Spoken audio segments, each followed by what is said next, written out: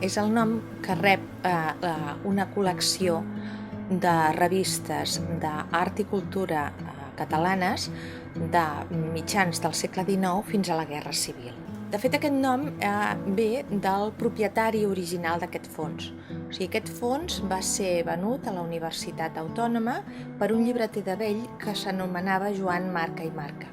Aquest senyor tenia una llibreria de vell a la plaça Sant Just i a prop de la plaça Sant Jaume. Aquest senyor inicialment era col·leccionista i en un moment determinat ell oferia lots a institucions o a particulars i en aquest cas el va oferir a la Universitat Autònoma. És molt important aquest apartat perquè la seva visió sempre era de col·leccionista.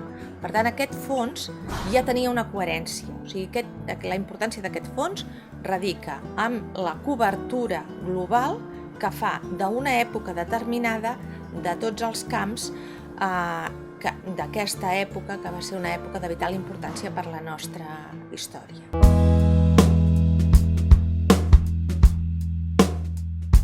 Bé, la revista es beneficia de novetats tècniques i, per tant, ella mateixa hi apareix com un element de tecnologia avançada en l'època, sobretot les revistes molt il·lustrades i les que incorporen fotografia i després al cap d'un temps incorporen el color, de manera que són un producte de la tecnologia de la cultura, de la indústria cultural, de fet, i al mateix temps són el gran vehicle a través del qual les persones van descobrint les meravelles de l'univers que les envolta. Hi ha un canvi radical en la vida quotidiana, les formes de viure, les formes de menjar, el tipus de feina, el paper de la dona, la moralitat, el culte al cos, tot canvia molt ràpidament a l'abse d'una generació. La gent, quan canvia tan ràpidament de formes de vida, d'on ho aprèn? Perquè encara hi ha molta gent per alfabetitzar, hi ha moltes persones que no havien tingut una educació formal reglada. Aleshores, com es produeix això? Això es produeix a través de la cultura de masses.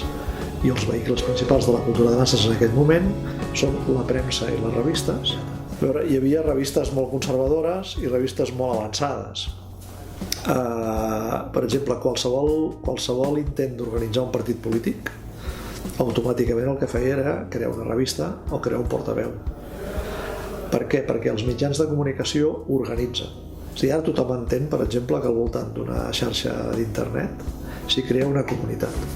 Doncs bé, una revista era una comunitat. Era una comunitat que organitzaven els que feien la revista, però que tenia uns lectors més o menys addictes, uns col·leccionistes i una gent que compartien la lectura d'aquella revista. I compartir allò era compartir un forat del pany des del que miraven el món i el veien d'una certa manera. El que sí que és evident de tota manera és que a través de les publicacions, a part del seu objectiu ideològic o polític explícit, s'hi va traspuant molt fàcilment la idea de modernitat, no? I la gent veu coses que poc abans quedaven fora del seu abast. Bé, hi ha un temps a partir de la impremta i a mesura que progressa l'alfabetització en què sembla que el vehicle de la cultura per excel·lència és la lletra escrita a través de textos més reposats que tenen autoritat. El paper del llibre com una cosa superrespectable. I, en canvi, amb la industrialització de la cultura, quan la revolució industrial arriba a la cultura i industrialitza tota la cultura també, aleshores sí que el lleure, l'entreteniment i els processos culturals queden atrapats en aquesta dinàmica i la cultura, de fet, no és que es faci per primera vegada audiovisual, torna a ser audiovisual preferentment. Per tant, diguem-ne, el que fa la cultura és com tornar on havia estat sempre, però aquesta vegada amb la mediació de la tecnologia. Les revistes són el que probablement té més difusió i més ampli d'aquestes formes amb una tecnologia que estava molt a l'abast de la gent i per tant quasi totes les cultures tenen revistes. Doncs aquí apareixen endavant les revistes també formes de llenguatge molt especials. Hi ha unes revistes molt gràfiques. Una societat com la catalana o l'espanyola, amb una baixa alfabetització de moltes dones, per exemple, doncs aquí triomfen la premsa del cor i una premsa gràfica a base d'uns peus de foto molt elementals que gairebé tothom pot llegir, però bàsicament es basen en les revistes. El paper de la possible premsa de masses ho van ocupant algunes revistes. En el cas dels homes passa amb la premsa esportiva la premsa de successos i de crims i tot això. Doncs les revistes també són el vehicle portador, per exemple, d'elements d'educació infantil que compleixen una funció que no compleix l'escola, que és el que passa, per exemple, amb el món de la premsa il·lustrada satírica i dels TVOs i dels còmics, en els quals les lletres hauran d'estar fetes a mà, sobretot. Però que dir clar que les lletres que diuen els personatges amb els seus globus són una extensió del dibuix. La imatge prima i la lletra, diguem-ne, se subordina a la imatge. En canvi, hi haurà llibres il·lustrats en el que és evident que la fotografia simplement té la pretensió d'il·lustrar el text, però en canvi hi haurà un fotoperiodisme que per ell mateix transportarà idees. Hi haurà caricaturistes i gent que dibuixa ninots que ells mateixos, cada dibuix és un article d'opinió. I hi havia una demanda d'imatges. La gent volia saber coses dels llocs on no havia estat i, a ser possible, els volia veure.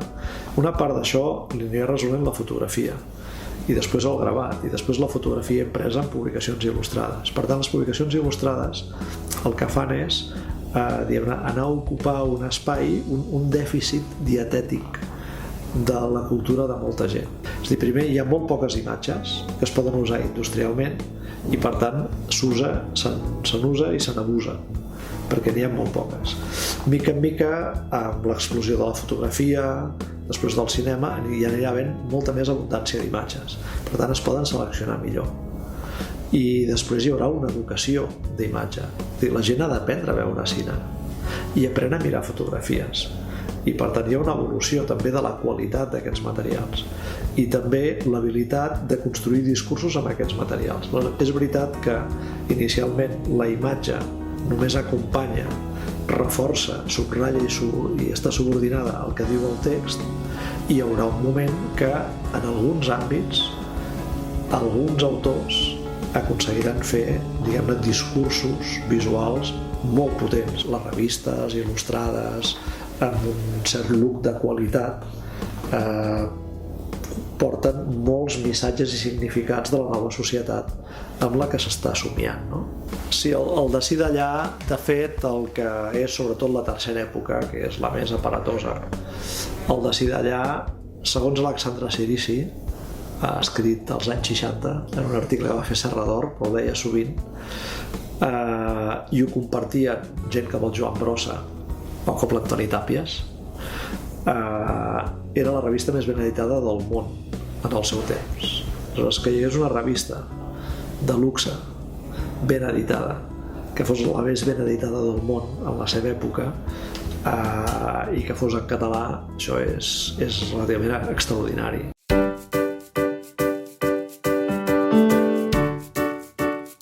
Son los primeros diseñadores, que antes se llamaba dibujantes a los diseñadores. Cuando empecé la palabra diseño prácticamente no existía, estaba escondida. Y como salió en los años 50, más o menos, a mediados del 50 y todo esto, sí, yo creo que son los primeros diseñadores, ilustradores, dibujantes, gráficos en sí, que se les llamaba también, los que se dedicaban también, letristas, otra manera de decir, ¿no?, de aquella época. Es que eran muy peculiares porque había mucha menos gente que ahora. Ahora hay mucho advenedizo, mucha gente que recién empieza y repite con la palabra moda, la tendencia.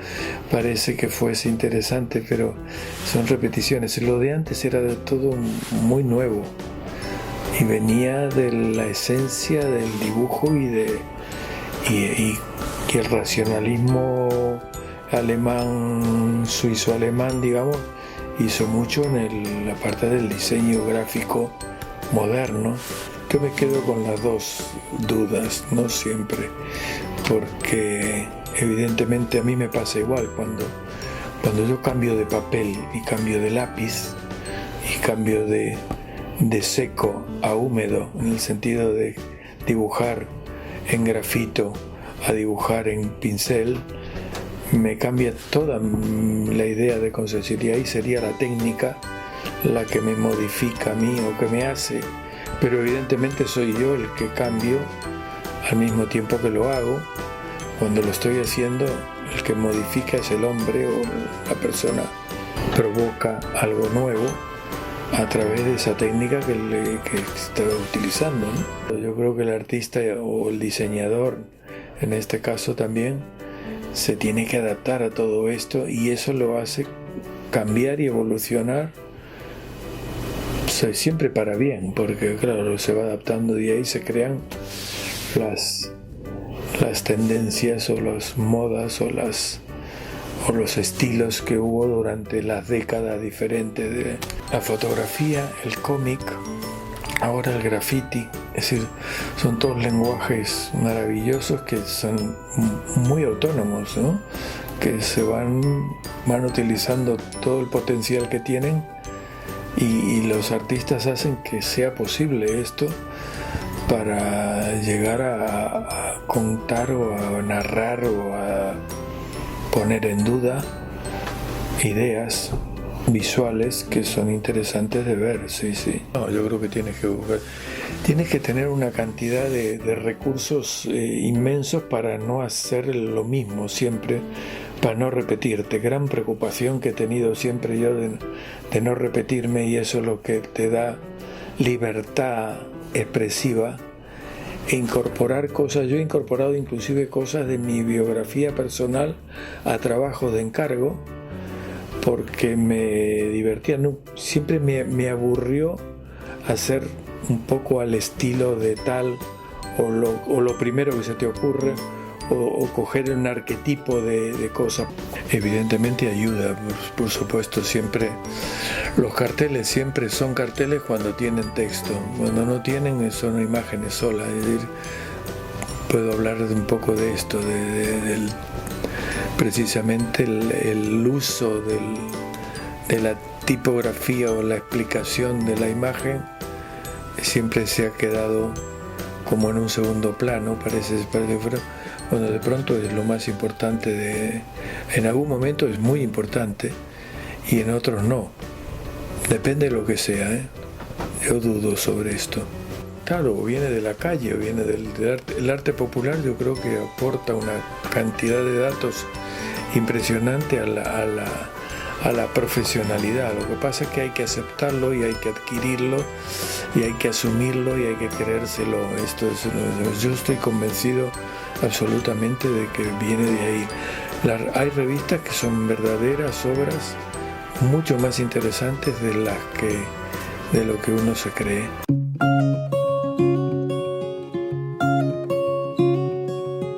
Jo diria que fins finals del 19, començaments del 20, el món del disseny, el món de les revistes, el món de les arts gràfiques és molt gutenbergià.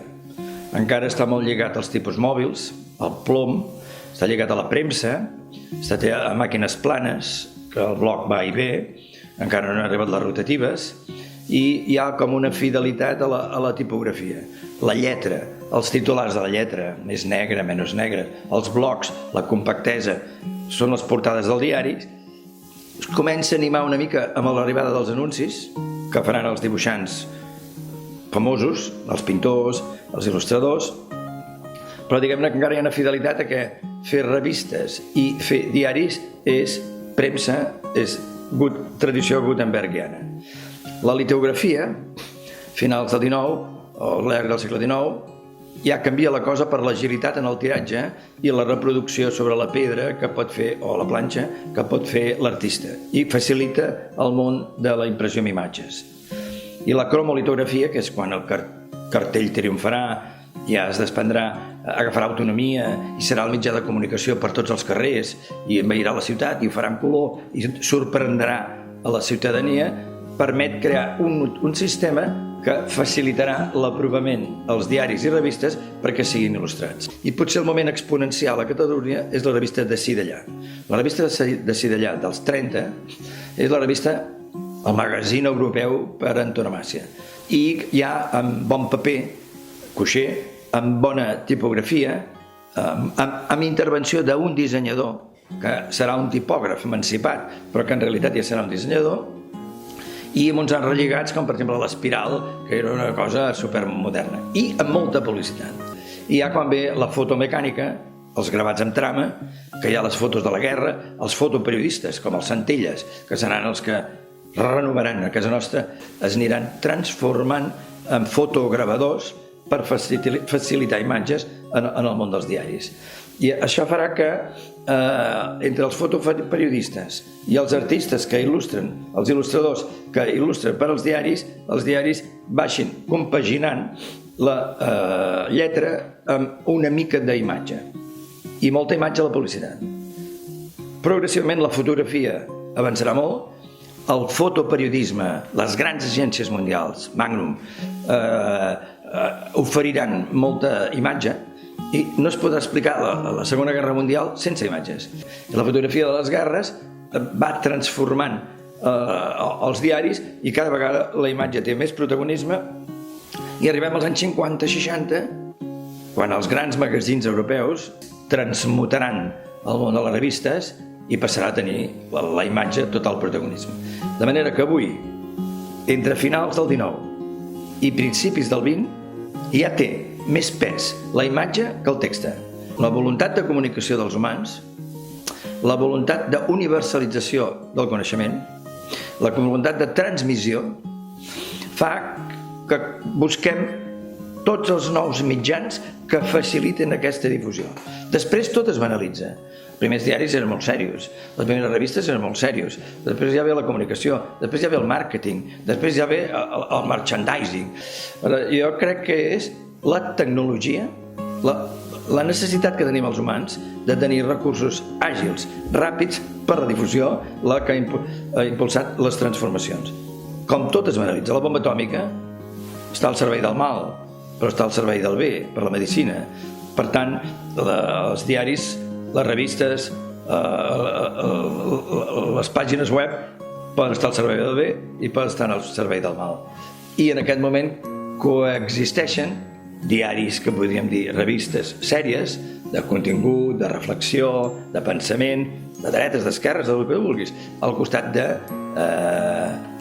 diaris grocs, magazins grocs. Quan hi ha unes idees, es busquen uns escriptors, uns diaris al servei d'aquestes idees. Per tant, cada circumstància, la societat sap trobar unes tecnologies, uns artistes, uns escriptors, una iconografia i un ideari literari que respongui a la causa que es defensa en aquell moment. Hi ha un moment clau a Catalunya, diguem, Ramon Casas, Mir, Rossinyol, que se'n donen compte que la cromolitografia és un mitjà extraordinari per donar-se a conèixer i donar a conèixer la publicitat que ells acceptaven. El cartell de Codorniu, xocolates amb ametller, etc. Llavors, què fan? Deixen de pintar. El més important és fer calendaris, el més important és fer cartells, el més és il·lustrar llibres. Per què?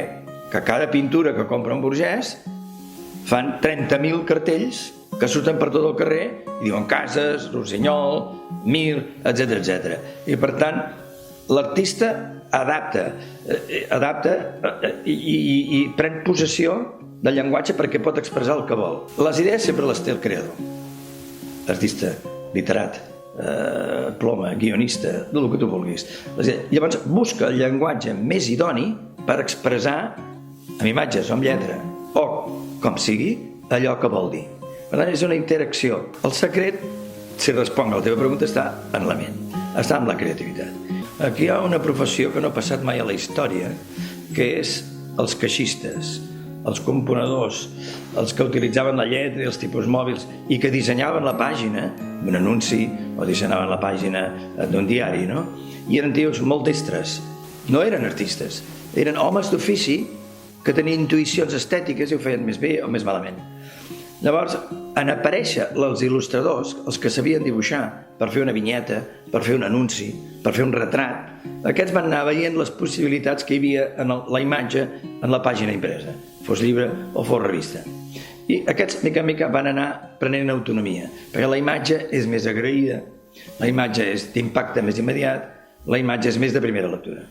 Llavors, mica en mica, la imatge va anar prenent titulars i jo crec que és aquesta importància que va fer que el món de la tipografia atorgués més importància al món de la imatge.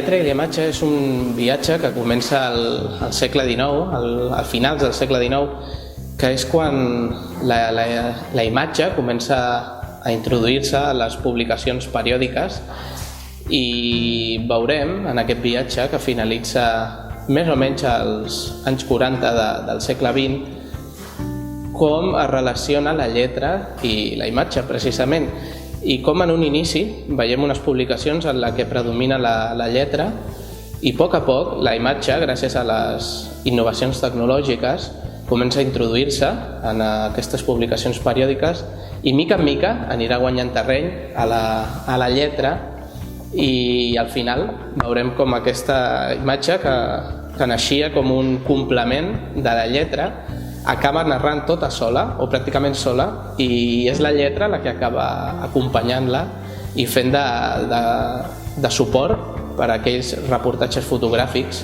que podrem veure aquí a l'exposició. En l'àmbit dels orígens de la premsa gràfica i de la primera revista gràfica, veurem sobretot publicacions que daten del darrer terç del segle XIX. I la veritat és que jo considero que és una època molt interessant pel que fa a la història de la premsa catalana. Doncs en aquesta història que venim narrant, d'on partim, d'on anem, sembla que sempre ens interessi el lloc on arribem, el punt de culminació, de maduresa d'aquesta premsa gràfica, però realment sense els assajos que es fan, sense els petits passos que es van realitzant al llarg del darrer terç del segle XIX, no arribaríem a una premsa realment moderna. I als anys 60 del segle XIX trobem les primeres publicacions que tendeixen cap a la premsa gràfica, com són l'Onoi de la Mare i La Flaca. Val a dir que es tracten de publicacions satíriques i amb un marcat to polític. Ara bé, la primera publicació que es pot considerar premsa gràfica catalana és la Il·lustració catalana. La Il·lustració catalana va publicar entre el 1880 i el 1894 i amb la Il·lustració catalana ens trobem, a diferència de les seves predecessores, que ja no és tan important el to polític, sinó el nacionalisme. No només amb la Il·lustració catalana, també molt seguidament de la Il·lustració catalana trobem la Il·lustració llevantina i d'altres publicacions que el pes recau en el catalanisme, ja no tant en la tendència ideològica, i l'afany d'aquestes publicacions culturals és ensalçar la cultura catalana i apropar la cultura catalana a la cultura europea.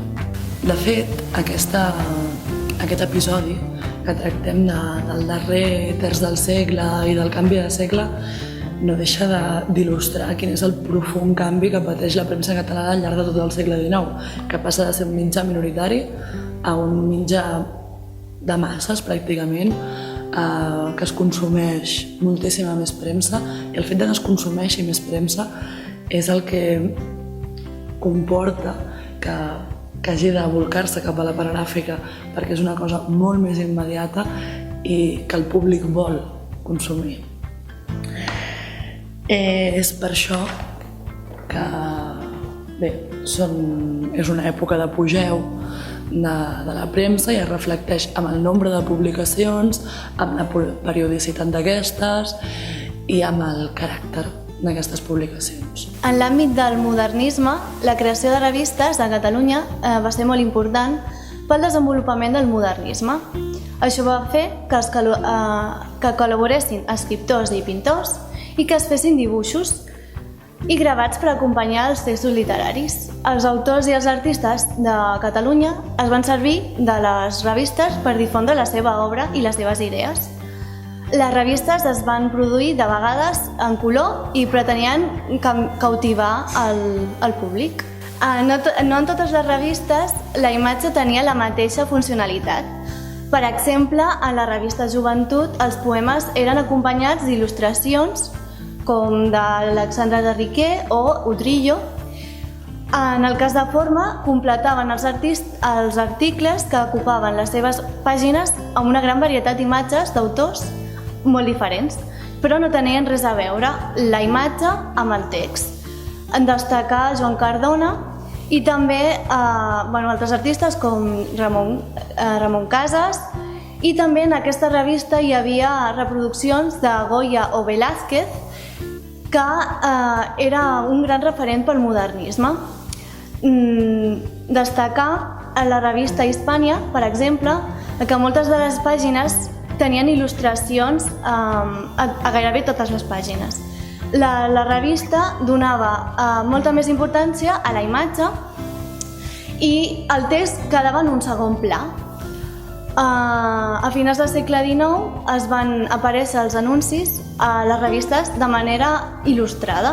Normalment els anuncis apareixien a les últimes pàgines de les revistes com Quatre gats, però en canvi a Pell i Ploma els anuncis eren disposats també a les pàgines interiors amb força llibertat.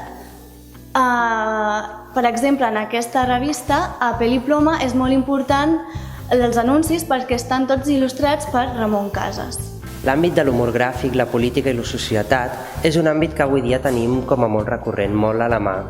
Avui dia estem acostumats a llegir revistes satíriques, humor gràfic, ja sigui bé en paper o per internet, i també s'ha creat aquesta polèmica a través dels atentats de Charlie Hebdo a França, que ens ha tornat a fer replantejar-nos el tema sobre allò que podem mostrar, publicar davant la societat, on també els diversos artistes hi participen.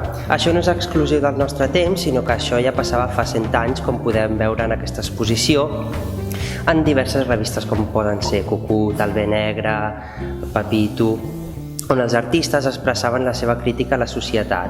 Aquesta crítica a vegades podia ser bona, per ells els podia beneficiar, donant-los més fama, més coneixement, però moltes vegades era una arma de doble fil i els podia perjudicar bastant. Per exemple, si feien una crítica contra el govern o contra el règim de l'època, doncs podien sortir perdent. A principis del segle XX, ja aquí a Catalunya ja comencem a trobar revistes dedicades a l'humor gràfic, a la sàtira, d'una tirada més llarga.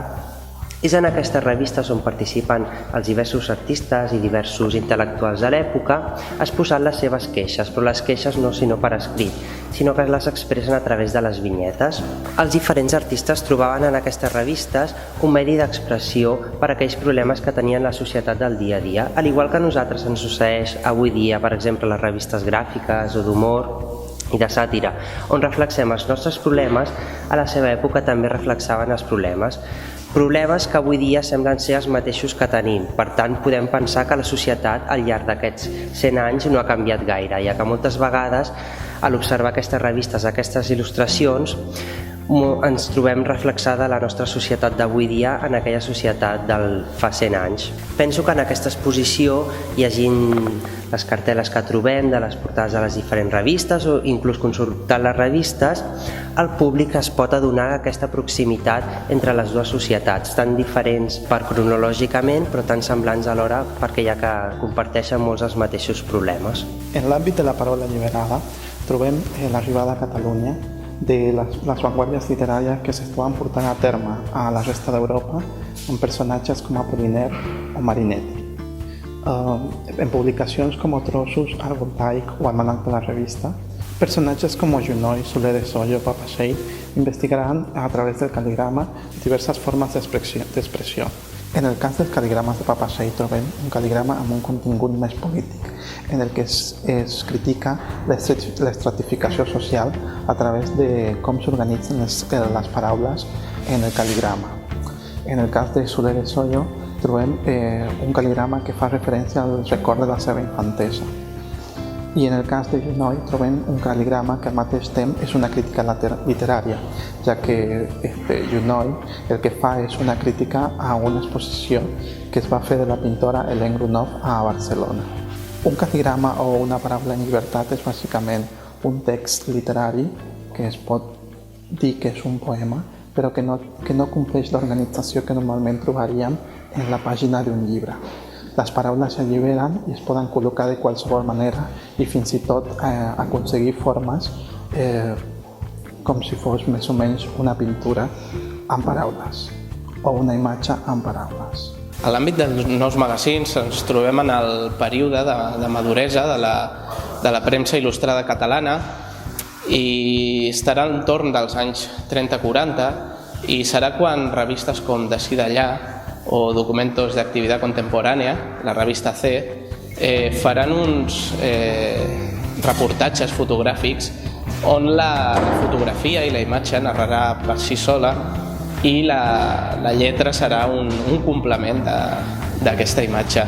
Finalment arribarem a l'àmbit de reivindicar la il·lustració, on trobarem tot un seguit de publicacions catalanes com Luz o Papito, emmarcades per reivindicar aquest aire d'obra d'art, perquè creiem que, com sempre, la il·lustració ha estat en camí entre la comunicació i l'art, no se li ha fet el lloc que es mereix dins de l'àmbit cultural català.